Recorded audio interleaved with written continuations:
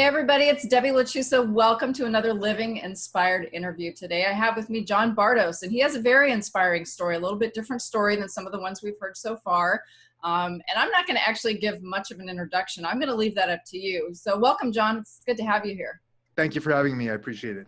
You're very welcome. I'm excited to hear your story. So tell me, you've made a couple of major life decisions, and you're not that old. So tell me a little bit about what has inspired you to make those decisions, and how things have kind of gone from there. I guess a lot of it is just, life is short, and I've seen people die in my family, and I had young friends that had cancer and died early. Some of my friends, their younger siblings died. Like I had two friends that had younger siblings die in motorcycle accidents when they were teenagers and things like that. So I guess a lot of those experiences kind of wake you up and just say life is really, really, really short. We all think like when you're 20, you feel like you're going to live forever, but in reality, it's not going to do it. So it's basically my philosophy is if I want to do something, the time to do it is now. And so it's just like if something's percolating in my brain and keeps happening again and again and again, it's like that's something I need to act on, I guess. It's just like if I'm not happy, if it's not progressing, there's like I think everything in our life kind of stagnates to some degree. Like you reach a point and it just doesn't seem to be going beyond that. And so if you're not growing as a person, if you're not contributing as a human being, if you're just not moving forward, I think it's time to change. That's a great sign that it's time to change. And so basically when I reach those plateaus and the challenge is not there anymore and I'm not growing, that's when I need to change. I know it's like for, my wife and I often talked about like the best time in our life was when we had nothing and we were struggling to build our first business. And so that is the kind of that experience that I want to kind of continue for the rest of my life, basically, as I always want to be struggling to build something and not know what's going to happen tomorrow and not know where I'm going to be in 6 months or a year. So in terms of like travel has become a big part of our life because, just uprooting and going to a different place just forces you to cut all those old things that are slowing you down. I know in the West, it's very easy to get caught up in a consumer kind of lifestyle.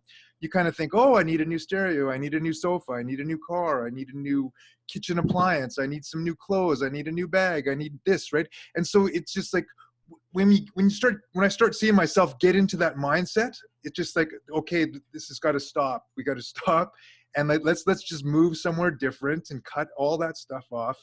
And so if you're just traveling with one suitcase and a small backpack, you don't, those things they're not even issues because you would never buy. I'm not going to buy throw cushions if I'm traveling to Thailand or something, right? So just a lot of those things that seem to preoccupy so many people, they get eliminated. So travel kind of forces better experiences, I guess, better, like you're living rather than consuming. So that all that kind of stuff they all kind of get melded together for me. It's like doing new things, experiencing new places, meeting new people, and focusing on what's important is really good. So like in Europe or Asia, even South America, people value spending time with family and friends. They live in tiny little houses and everybody's really close. And a lot of life is spent out on the streets. If you're in a warm country, like there's shops out on the streets and people go out on the streets, they drink on the streets, they barbecue on the streets. It's just some people know how to live. I think we're kind of losing that in the West. You brought up so many good things. I'm kind of like, which one do I want to run with? Mm-hmm. But, I love when you said, like, when something starts bugging you and it doesn't let go, because to me that's what inspired ideas are. You start feeling unsettled and feeling like there's something else that you should be doing, or something starts calling you. And I think a lot of times people just sort of push that off, or they ignore it because it's not comfortable. For you, yeah. I mean, you moved to Japan when you were young, and then you lived there and started a business, and then you sold that business and started traveling. So you've done a lot of things that I think a lot of people would let fear stop them from doing. But I think from what I'm hearing is you're listening to that little voice that's telling you it's time to move on. And the other thing that you brought up that I had another conversation with someone about, because I think people don't get this. I also closed a business that was doing really well, but because I felt like I was done with it. Like I didn't have anything Hmm. else to give and it wasn't challenging anymore. And I think that's sometimes hard for people, especially when we are born and raised in the US and we have that consumerism and got to be successful mindset. It's hard for people to understand or even take action and do. Like, why would I close something that's working well and leave everything behind and go do something else? I would love to hear you talk a little bit more about you doing that. Well, I think a great way to describe that, I always call it like golden handcuffs, because if you're making a good income and everything is safe and everything is secure, it's really hard to change. Like you have so much momentum moving you forward, and so every decision you make, like, oh, let's buy a new car, that'll make us happy. Let's move to a bigger house, that'll make us happy. Let's get a bigger TV, that will make me happy. And so you rather than doing the things you really want to do deep down in your soul, you're kind of just shopping to kind of get that temporary high. And so yeah, like for example, like Canada's my home country, and I've been away for 20 years, and so we moved back like a year and a half ago to stay here. But like we purposely didn't buy any furniture. We got old hand-me-down furniture and from friends and family and everything, because I don't want anything. I don't want like I just bought this new leather couch so I can't leave, right? I don't want to have that kind of something to tie me down. So it's like we purposely kind of leave as many ties away as from our life as possible. And so yeah, it's just like, yeah, you get in, it's hard to change when things are going well, but at the same time it's like maybe you need to look at your life as like minus whatever years you have. If you're 50, maybe you have 30 good years if you're lucky, right? If you and but in it doesn't even, sometimes it's not even that long. I know like a good family friend was retiring at 55, and he had all these ideas to motorhome across North America, and he was going to travel and do all this stuff, and he got cancer when he was 53 and died before he can experience any of that stuff. So just life is so short. You can cross the street and get ran over, we can get cancer, we can die in a train crash or whatever it is, right? So if you want to do something, like today's the day to do it. Like sure, you can get a new car and sure you can get a bigger house, or but if you hate your life, if you hate your job, and you're drinking alcohol every night or watching 4 hours of TV to compensate for how boring and stressful everything is, maybe that's the sign that you need to do something different. And that's kind of the way I look at it with me. When I was in Japan, I kind of we reached a point, like we got a new house, we got a new car, and we got a new, what I built like this soundproof room, so I could play music really, really loud and not bother anybody. And all these things that I thought, yes, if I only get this thing, then everything's going to be perfect after that. And then you get it, and then you say, well, actually, that wasn't so satisfying. It wasn't so fulfilling. Like, what's next? What's next? What am I going to buy next? Let's go shopping again. Look for something new. And so there's no fulfillment from shopping. Sure, you'll feel nice if you got a nicer car than your neighbor, but when your neighbor upgrades next year, you're going to feel down again because your car doesn't match anymore. And so it's like you're on that treadmill, and you keep going and going, and it just never ends. But so if you just can, for me anyways, I can't say for everybody, but for me, when I cut all of that stuff out, when I'm not trying to compete anything, in Canada, when we moved back here, I bought a cheap car. I bought a $5,000 car, not a $50,000 car. It's an old Toyota that works great, had no maintenance problems. It was a perfect little tiny car, and we're going to get rid of it very soon. And it cost us nothing to operate. And so like, to me, that brings me a lot of satisfaction because I didn't waste money. I wasn't following my ego. I didn't need to have a fancy sports muscle car or something like that to impress everybody when I pull up to the lights. It's like making those decisions that, okay, none of that is important to me. I don't care what my couch looks like. I don't care if I have pictures that match, that are the same color as my kitchen counters or anything like that. None of that superficial stuff matters at all. It has zero meaning to my life. So I get to work at home. I spend all my time with my son. He's like 2.5 years old, and we get to travel. We get to do stuff. I spend hours playing with him every single day. That kind of stuff is priceless. That's where I want to invest my energy. So like the first 3 years of his life are the most critical growing period. So I want to be there for every second. I'm not going to outsource raising my child to a daycare or to nannies or preschools and stuff like that. I want to be there with him and play with him every day. And sometimes it's tiring and sometimes it's stressful, but it's also been the most rewarding experience of my life as well too. So it's like things like friends and family, there's like, what brings you the most joy and happiness? It's not your new car. It's like, if you have nice friends and you can have long dinners and nice conversations with people, and you have people you can trust and people you can relate to, that's what's most important to me. So that's where I try to put my energies. Yeah, and it's funny, you and I don't know each other. I mean, we just met online a couple of weeks ago, and this is the first time we've ever talked. But I went through that whole, got caught up in all of that, you know, Mhm. being more successful, got into the personal development, the business development industry, and everybody's telling you, you got to make $1 million, you got to do Mhm. this, and got totally sucked in, and ended up stepping away, writing a book called Breaking the Spell, which is exactly what you're talking about, how we are conditioned to believe that the car and the house and all this stuff will make us happy. And then what happens is you get all that stuff and you go, okay, something's still missing. Like, what is wrong with this picture? And it's unfortunate that people have to experience that to step back and go, wait a minute, what's most important? But Mhm. what I hear you talking about is just living for today, which I think gets so lost in our society right now. So not even necessarily living inspired, just living for today. Yeah, and like a great example that you often read in many of the personal development books is like, when people find out they're dying in 6 months or they're going to die in a year, they transform their life, right? Like, you're not going to argue with your spouse over if they left the lid off the toothpaste container, or who drank the last glass of milk, right? That stuff doesn't matter. If you know you're going to die, that stuff doesn't matter at all. So why spend any energy on it? If you have 6 months to live or you have 60 years to live, they're both tiny, tiny, small pieces of time. So just make the decision if to do that every day, right? If it doesn't really matter, if it's, you don't need to argue with people, you don't need to fight, you don't need to, like, just like even in traffic, like, people get so stressed and cut off each other and they're swearing, like to get there 3 minutes faster, that you want to put all that stress in yourself, and like, just be angry to other people and ruin other people's day because you're being rude and swearing at them. And it's just like, yeah, you just got to focus on what really, really brings you value. And most of the stuff that people do doesn't really bring me value. I don't want to go to a pub for 5 hours and drink beer and eat like unhealthy food. Like, that doesn't interest me. I want to stay at home with my child, with my family. And like in North America, I don't relate to the culture very much, because so much of it is like, let's move out to suburbia and drive giant cars and spend an hour and a half in commuting to work each day.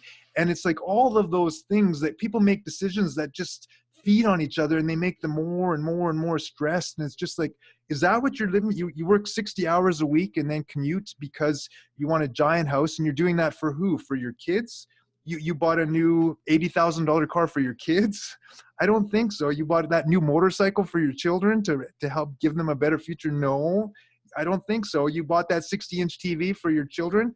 And so, like, I hear those arguments, like, people think they're doing things for the right reasons, but it's just, a lot of it's just ego, right? They're everybody's status climbing, and everybody needs to show, especially if you come from a poor background. I came from a poor background, so I know a lot of my peers and things like that, when they get a little bit of money, and it's easy now because anyone can drive $100,000 car or have a $5,000 watch, or whatever, travel to Mexico for a 3-week all-inclusive vacation. All of that stuff is super easy now. So people need to do that to show that they've reached the good life. And but to me, like, none of that stuff is the good life. It's like, so you don't, if you don't have time to meet people, if you don't have time to spend with your family, then what is the point of all of this stuff you're doing, right? You're just feeding something that is taking away from what's most valuable in your life. Yeah, I mean, it's a great perspective, and I think a lot of people unfortunately don't have it, just because of the way. I just think we step onto this path, and you know, you go to college and you start a career and you start climbing the ladder, and it's just sort of like this predetermined path, and then I think a lot of times we don't even think about it. Or I think for some people, the fear of stepping off of that into the unknown is too challenging. How have you dealt with, I mean, there had to have been some fear that came up when you moved to Japan, or when you decided to sell your business and travel abroad. How have you dealt with the fear and kept it from stopping you? Well, there's always fear, but like one thing that I really really believe is like there's so much opportunity now. Like the world is different even 10 years ago, 20 years ago, and like compared like the way that I always tell my grandma stories, right? She came, like her parents came to Canada from Ukraine, and they lived in a one-room mud house with 9 children and no doctors, no entertainment, no food. They had to grow everything. My grandma had stories of like working in the farmers' fields, pulling rocks, and when she was like 6 years old, 7 years old. It's just people, our ancestors had it difficult. So the worst case scenario for me is like that I work in a convenience store or something like that, or like something that would destroy my ego probably, because I don't want anybody to know I'm working in a convenience store. But that would be the absolute worst case scenario, if everything utterly failed and everything I tried failed, if I burned through my bank account, and if I got ill or whatever like that. The worst thing would be having to work a terrible job and just being embarrassed that I'm not living up to my life. That's the worst case scenario. So in the grand scheme of things, compared to what my grandmother went through, and even my parents to a degree, they had it better than my grandparents, but 2 generations ago, they had hard lives. Like, so if you compare, and even if you travel abroad, like so many people live on like $200 or $300 or $500 a month. These are raising families in countries like Thailand or even Eastern Europe still. And so it's like, we have it really, really good. And so it's just like there's so much abundance, there's so much opportunity. Anybody with a little bit of drive, you can learn any new skill you want. It doesn't matter if you want to be an illustrator, if you want to design websites, if you want to have a podcast, if you want to write a book. It's easy to do. It just takes a little bit of courage to put yourself out there and risk a little bit of ridicule or putting your soul out there, and people will say it's not good, right? That's hard. But you're not going to die if people don't like your work, right? You're not going to die if you have to work in a job that doesn't feed your ego. So it's like the potential upside is infinite, and the downside is very contained. So it's like just have to, for me, the fear is it's always there. I'm worried about the future, but like the way you get over it is work harder, right? Let's just get the stuff done.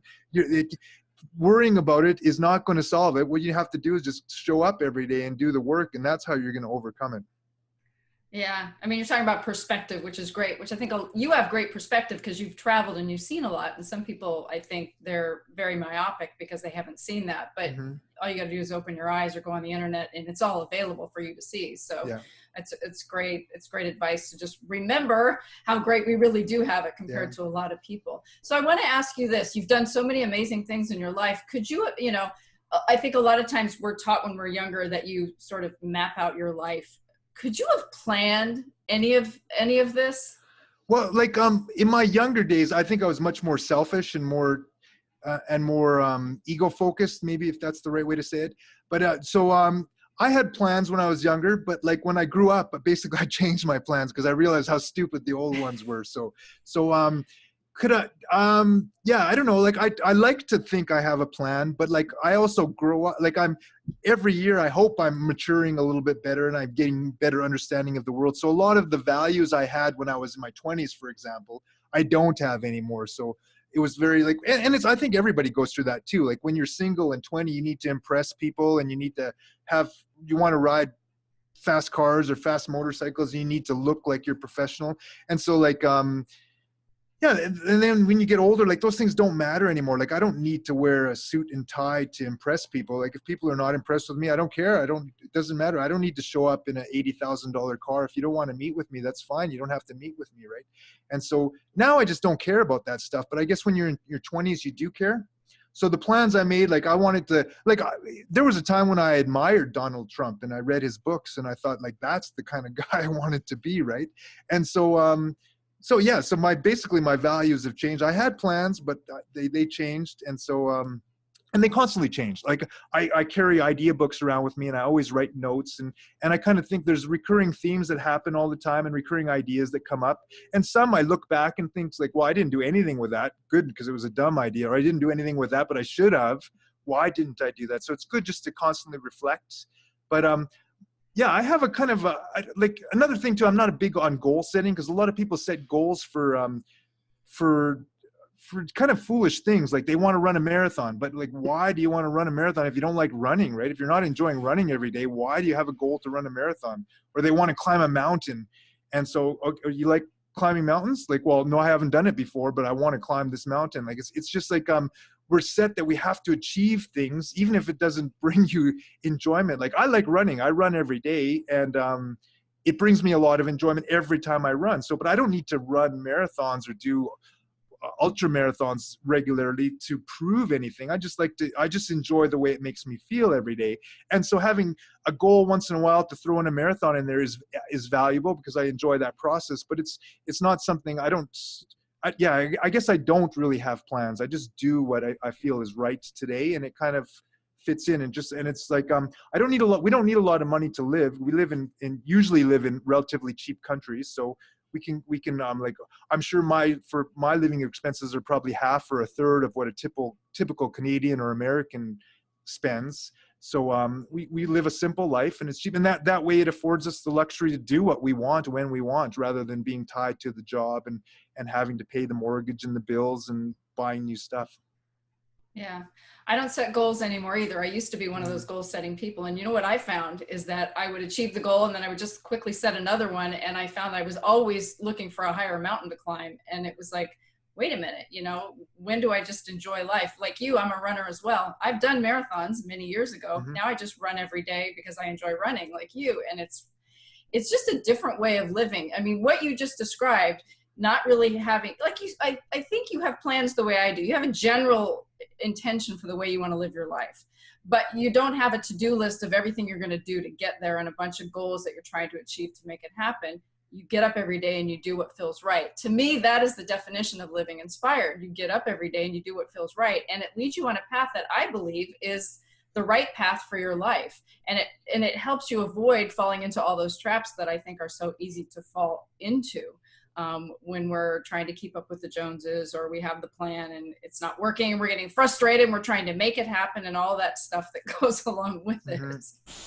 Well, I think most of us would like to accomplish more or achieve more.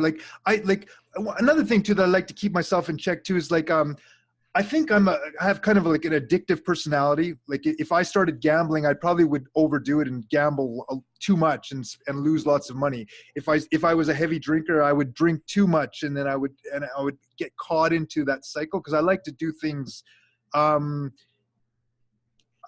don't want to say well, because you can't gamble well, but I like to do things full on, I guess. So a lot of that, I try to control that impulse, and by living simpler and by purposely kind of trying to force myself to always be in the struggle, rather than getting comfortable with a certain state of mind, forces me to spend my energies on something that's probably productive and healthy, rather than that's destructive, like shopping or alcohol or gambling or those kind of things. I think those kind of problems come because we have too much time and too much free resources. Basically, we have money and we have time, and so then you can go to the casino every day, right? If you don't have money or time, you can't go to the casino, right? You're not going to drink if you care about your family. You're not going to be drinking for 6 hours a day and being drunk and passed out on the floor. So it's just like, if you have the right priorities and you're investing your time wisely each day, I think those decisions get made for you. Yeah, I agree with you. So before we wrap up, I want to ask you a question. For anybody that's watching this or listening and wants to start, maybe shelve the goals and the life plan and all that, and wants to start living more inspired or building an inspired business, what piece of advice would you share with them? Well, I think it's scary to change, and everybody's scared to change. So maybe you need to start small. But one thing that I've talked about before, and I think is really, really valuable anyways, is I call it a digital nomad reinvention. It's like when you go to a different country, I don't advocate everybody running away for your problems or anything like that, but I'm just saying, when you go to a new country, you can kind of, all those cultural biases and all those things that are holding you down, and all the friendships that seem to be draining energy for you, and maybe your parents don't support your crazy ideas or whatever it is. When you're in a completely new area, you can be whoever you want to be. Like if you can't get your book done because everybody's criticizing you, you can't find the time. When you show up in Budapest, or you show up in Chiang Mai, you can say, I'm a writer. I write every day. and you just start doing your work, right? There's nobody to impress. There's nobody to, you don't need to make money doing it. You just do it, right? And so for me, like I really, really look forward to moving to a different place, just because it's a chance to start over. Like when Chiang Mai is our favorite city that we go to every year on a regular basis, just because there's lots of good vegetarian options. There's lots of fresh fruit. You can eat really healthy. We walk everywhere or cycle everywhere, so we're very active. Like in Canada, like the US, it's very car-centric, so you have to drive everywhere. You can't just walk to the local fruit stand and walk to your local restaurant. Everywhere you have to drive. And I just hate being in a car and cooped up and separated from humanity. So it's just like when we go to Thailand, that's my chance to be a better version of myself. And so it's hard for people to do, but like traveling abroad is easier than ever. Everyone speaks English. You can research all your information online far in advance. There's many people that tell you where to stay and there's reviews on restaurants. If you look for a particular kind of food, there's internet cafes everywhere. There's inexpensive internet. So like probably you can cut your living costs by maybe to 25% of what you're paying now if you went to a place like Chiang Mai. And it's just a chance to really focus and be a different person. So if you're really fearful, that's what I would say. Like try a 3-month sabbatical in a place like Chiang Mai is a perfect place for that. And there's tens of thousands of people doing it, so you won't be alone. So it's a huge hub. And same thing with Budapest and many cities around the world. But Chiang Mai is our favorite one, just because the weather's always nice and the food is inexpensive and very, very good. So I think that's a great way to really transform yourself. I love what you said, be a better version of yourself. I think that's a goal that's worth having, I think, is to know yourself well and just aim to be a better version of yourself. And I would add to that, to serve other people with what you're doing, because I think that makes all the difference in the world. Yeah, I agree. You don't have to, like many people, even like younger people too, they want to be rich or they want to be famous. They have some vague goal to be Kanye West or Taylor Swift or whatever kind of idol they have. But they don't want to put in the work and the struggles day by day, right? If it's okay to have that vague idea in the back of your head, but if you want to get better, just focus on, okay, if I want to be a musician, then I should be practicing my music every day for 3 hours. If you're not practicing your music for 3 hours, you're not a musician. You're a wannabe, right? And so it's just like having real expectations for yourself. Do what you can today. Don't worry about 5 years from now. If you do what you need to do today, the future will take care of itself. And that's kind of where I tell people is you just need to do. If you're a writer, write, right? If you want to be an illustrator, illustrate every single day. Just do that, right? If you want to be a better parent, start today and put your phone down and go talk to your children for a few hours rather than sitting on your phone playing games while they're in the park or something. I see that all the time. It's just so sad that people are missing the best years of their lives because they want to play Candy Crush on their telephone, right? That's great advice. Yeah. And that's a really good note to end it on, because I think it is a choice that we all make, and wonderful advice. Very inspiring, the things you've done. And I hope that everybody listening is inspired. And I want to thank you again for being here so much. Thank you very much. Yes.